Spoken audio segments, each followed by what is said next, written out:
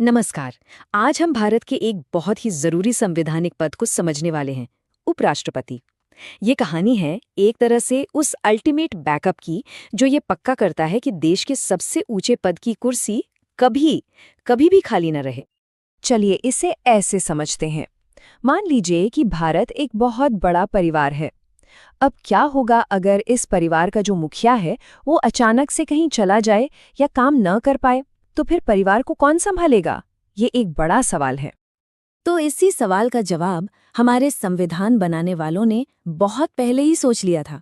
उन्होंने तय किया कि इस परिवार को एक उप मुखिया की जरूरत है, या कहें तो एक छोटे पापा की। कोई तो ऐसा होना चाहिए ना, जो मुखिया के न रहने पर सारी जिम्मेदारियां उठा सके। और बस यहीं से उपराष्ट्रपति पद की नींव पड़ी। तो चलिए जरा गहराई में उतरते हैं और इस पद की संवैधानिक जड़ों को समझते हैं। मतलब आखिर ये पद बनाया ही क्यों गया और कौन है जो इस पद पर बैठ सकता है? देखिए, इस पूरी व्यवस्था की शुरुआत होती है आर्टिकल 63 से।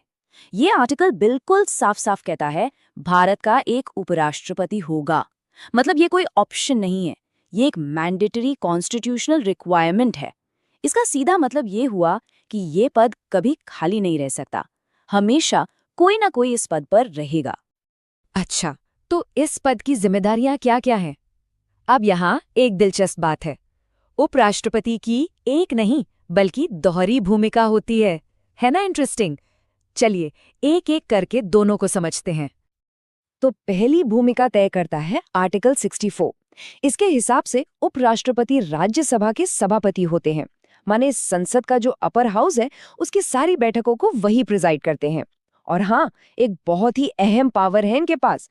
अगर किसी बिल पर वोटिंग टाई हो जाए, मतलब बराबर बराबर वोट पड़े, तो इनका वोट, जिसे कास्टिंग वोट कहते हैं, वो ही फैसला करता है। और अब आती है इनकी दूसरी और शायद सबसे क्रिटिकल भूमिका। इसका जिक्र है आर्टिकल 65 में। अगर किसी भी वजह से, जैसे मृत्यु, इस्तीफा या बीमारी, राष्ट्रपति का पद खाली हो जाता है, तो उपराष्ट्रपति फौरन एक्टिंग प्रेसिडेंट यानी कार्यवाहक राष्ट्रपति के तौर पर काम संभाल लेते हैं।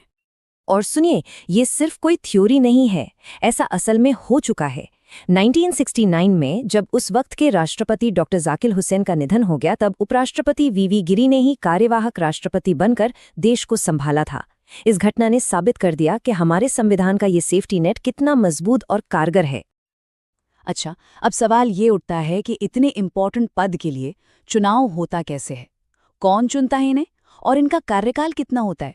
चलिए इस पूरी प्रक्रिया को भी समझ लेते हैं। चुनाव की